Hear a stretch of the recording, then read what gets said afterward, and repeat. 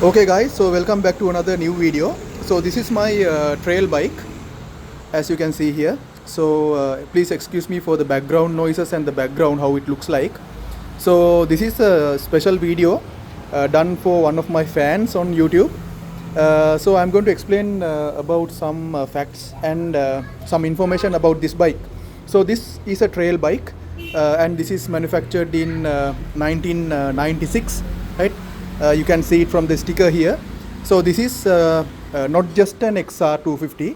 So this is a special edition which is designed for racing purposes, right? So this is XR250R. So specifically this R doesn't mean that it is for racing, but 250R in the sense this is having a high compression engine. So when we look close to the engine, it looks like this, like a pretty cute, everything compressed into like a pretty cute space. So this is the Kickstarter where you will have to challenge yourself when it comes to starting this bike, because this bike is not user friendly. So this is specifically designed for racing purposes. So this bike actually focuses on how to reduce the weight as much as possible. So they have removed some components. So this tank is fiber. Even though you fall or even though you drop the bike, there's nothing, there's no damages for the tank.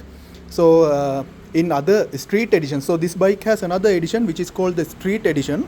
You can see it in the streets. So streets in the sense, now in the streets you can't kick start the bike and it is quite hectic. So they have fixed starter motors which is called electric starter.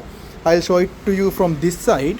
So in other bikes we can see an electric starter here, the starter motor, so that you don't have to kick the bike and start it. So specifically this is having only a kickstart, and this kickstart is so hard to kick normally. So without a training you can't kick the engine and just start it as if a normal engine. So here, as you can see, there is a special mechanism. I'll just show you from the other side. So there's a special mechanism. So this is the clutch lever, right? So you have to grab the clutch lever and then put this into the gear, right? So there's another lever that you can see, a smaller lever. So this is actually helping us to decompress the engine. So this is actually fixed in order to make it easier for us to start the bike, right? So originally this bike, right? So originally this bike has no signal light. So these are later on fixed to the bike, and this is only having a lap meter, but this is a later meter which is fixed by the previous owner. And other than that, this is having a chain drive, right? This is having a chain drive, and we must be very careful when it comes to the chain drive, not to put your fingers to this point. So many riders just with the intention of cleaning this system, they actually rotate the tire and then start cleaning and get their fingers stuck here, completely chopped off in two parts, right? And this is a rider only bike in the sense. So this is designed for racing purposes. So only the rider is given the foot pegs, right? So the rider can rest their foot like this. And normally the street edition, they have another set of pegs here for the pillion or the second person who's riding the bike.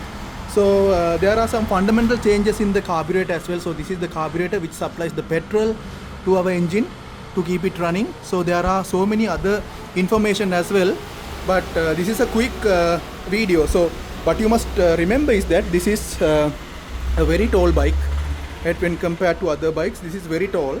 So you can see the ground clearance as well. There is nearly 1.5 feet of the ground clearance, and we have a big tire at the back and a big tire in the front as well. But you can see here the diameter of the tire is larger in the front, and the diameter of the back tire is a little bit low.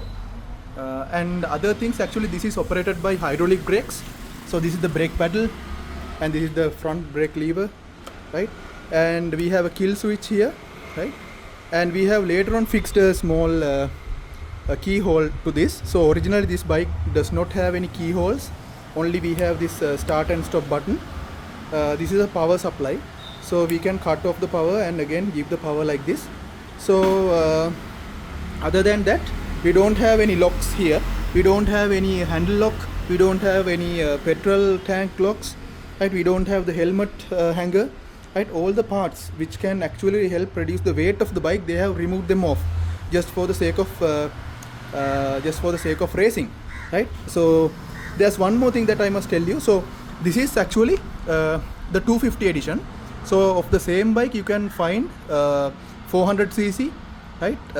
And then 400cc, that means the engine capacity. So this is 250, and then we have 400, then we have 600, 650, likewise. So those are the few categories of the engine capacity. So more the engine capacity in the sense this part is much more larger.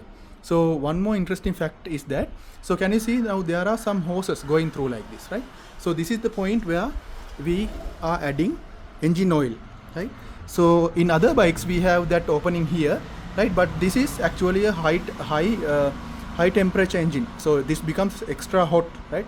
If you touch this after riding like 10 kilometers, if you touch this silencer, you can get your fingers badly burnt, right? This part becomes like red in color. So you can see here now special hoses, like metal hoses run through this. So which means when we add engine oil to this part, right, actually the engine oil stays inside this chassis bar, right? So this is actually a bar, like a box bar. Engine oil stays inside this bar and then taken into the engine from these hoses, and again returned from this hose back to up here, and again it flows from upper part to the lower part, and then sucked into the engine. So that is mainly done in order to cool the oil, right? Cool the oil, otherwise this engine will be overheated. So that is a special mechanism that you can't find in any other trail bikes except Honda XR, right? Okay, so those are some quick details. And when riding this bike, actually this is having some techniques. So later on I will teach you some techniques about that. And this has got a DRZ silencer. Other than that, we have a monoshock here, right? So this is called the monoshock, which is actually helping to balance the weight of the back of the bike. So it is supposed to take the load of the back end, right? And this is called the monoshock because it is only we have only one shock.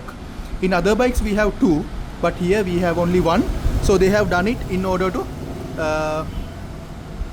increase the performance, right? And from the front side we have two forks here, and this is the fork, these are the two forks which is going to help to balance the load which is being put on the front tire, right? So when it comes to riding the bike, I'll just tell you some secrets here.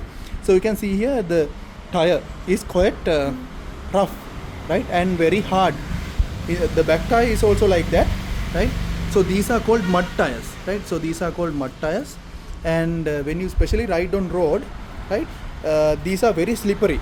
So then we have to follow a technique called counter steering, right? Counter steering. So that means if the bike is going to lean onto your left hand side, the rider must lean onto the right hand side, to the opposite. So that is how we control this bike. So in the near future I will bring you some videos related to that.